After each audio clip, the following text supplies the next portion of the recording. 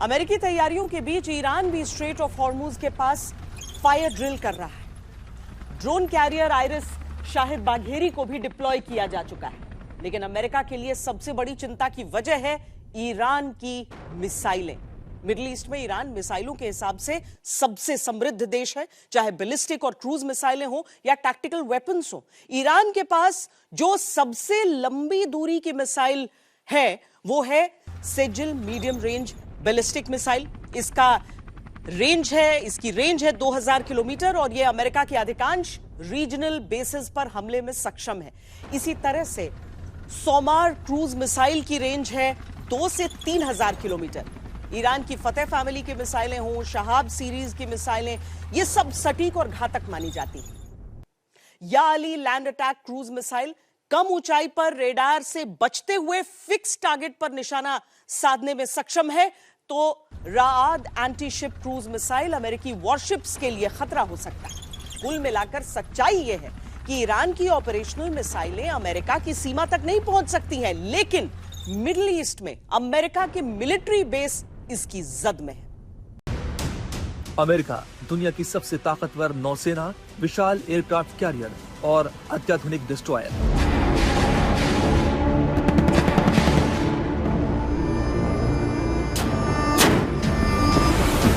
सवाल उठता है कि इनके सामने ईरान जैसी क्षेत्रीय ताकत कैसे टिक सकती है। ईरान का जवाब सीधा है, सीधी टक्कर नहीं, एसिमेट्रिक युद्ध, जिसका लक्ष्य दुश्मन की तकनीक और ताकत को दरकिनार कर उसे लंबे समय तक उलझाकर कमजोर करना होता है।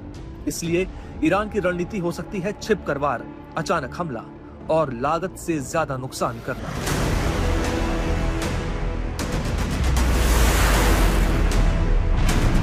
अब यही काम आती है ईरान की वो तैयारी जो वो सालों से कर रहा है। अमेरिका भी जानता है कि मिडिल ईस्ट में ईरान की ताकत का क्या मतलब है। अगर आने वाले दिनों में हमला होता है तो ईरान इसका जवाब देगा। इस बात की तस्दीक अली शामखानी, जो कि ईरान के सर्वोच्च नेता के राजनीतिक सलाहकार और रक्षा परिषद में प्रतिनिधि ने एक्स पर पोस्ट करते हुए दी। उन्होंने लिखा, सीमित हमला सिर्फ एक भ्रम है। अगर अमेरिका की तरफ से या कहीं से भी और किसी भी स्तर पर कोई भी सैन्य कार्रवाई हुई तो उसे जंग की शुरुआत माना जाएगा। उसका जवाब तुरंत, पूरी ताकत से और अब तक का सबसे अभूतपूर्व होगा। निशाना होगा टेल अवीव का दिल और वो सभी लोग जो हमलावर का साथ दे रहे हैं। अब देख लेते हैं ईरान की ताकत को। ईरान ने 2025 के अमेरिकी हमले के बाद खुद को अपग्रेड किया है, लेकिन अमेरिका के सामने वो नाकाफी है, जिसमें जमीनी सेना, वायु सेना और नौसेना शामिल है। ईरान की सबसे बड़ी ताकत है उसकी हजारों मिसाइलें। फतेह 110, 313, जुल्फकार और राद 500 जैसी सॉलिड फ्यूल वाली शॉर्ट रेंज बैलिस्टिक मिसाइलें शामिल हैं, जो तेज लॉन्च, मोबाइल प्लेटफॉर्म और 10 से 30 मीटर तक की सटीकता के लिए जानी जाती है। क़ियाम 1, इसका डिजाइन ऐसा है कि वो राडार की पकड़ में नाकाम है और लगभग 800 किलोमीटर तक मार करती है। पुरानी लेकिन बड़ी संख्या में मौजूद शहाब 1-2 लिक्विड फ्यूल पर आधारित है, जबकि शहाब 3 गदर और इमाद मीडियम रेंज की मिसाइलें हैं। इनकी रेंज 1300 से 2000 किलोमीटर तक है। ये भारी वॉरहेड ले जाने की वजह से रणनीतिक महत्व रखती हैं।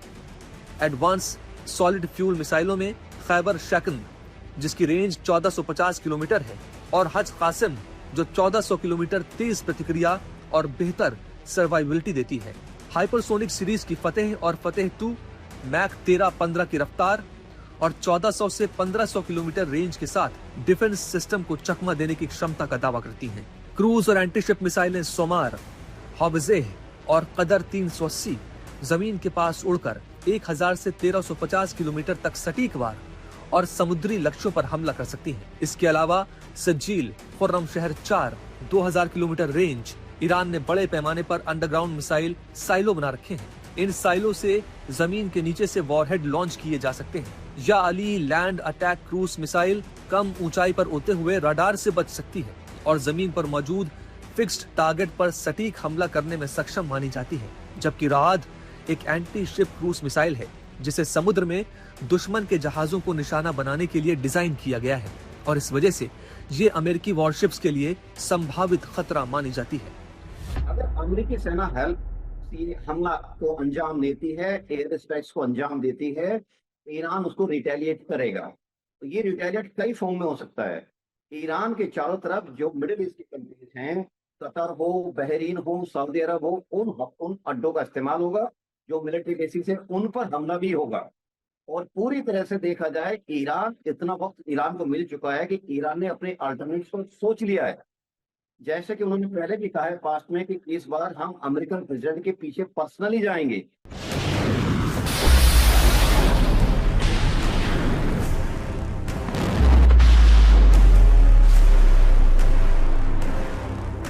भले ये मिसाइलें सीधे हमले में अमेरिका को टारगेट न कर सके, लेकिन इन मिसाइलों की जद में इजराइल से लेकर ईस्ट यूरोप तक का हर यूएस बेस ईरान के टारगेट पर होगा।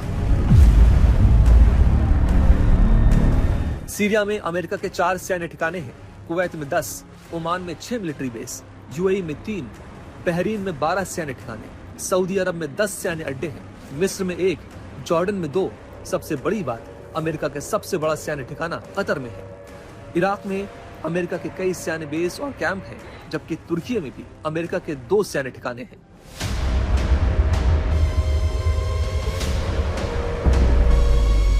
यहां यह भी ध्यान रखना होगा कि जून 2025 में अमेरिका ने ईरान के परमाणु ठिकानों पर हमले किए तो ईरान ने बिना डरे इजराइल के तेल अवीव और हाइफा सहित 40 अलग अलग जगहों पर बैलिस्टिक मिसाइलों से हमला किया, जिससे भीषण तबाही मची थी।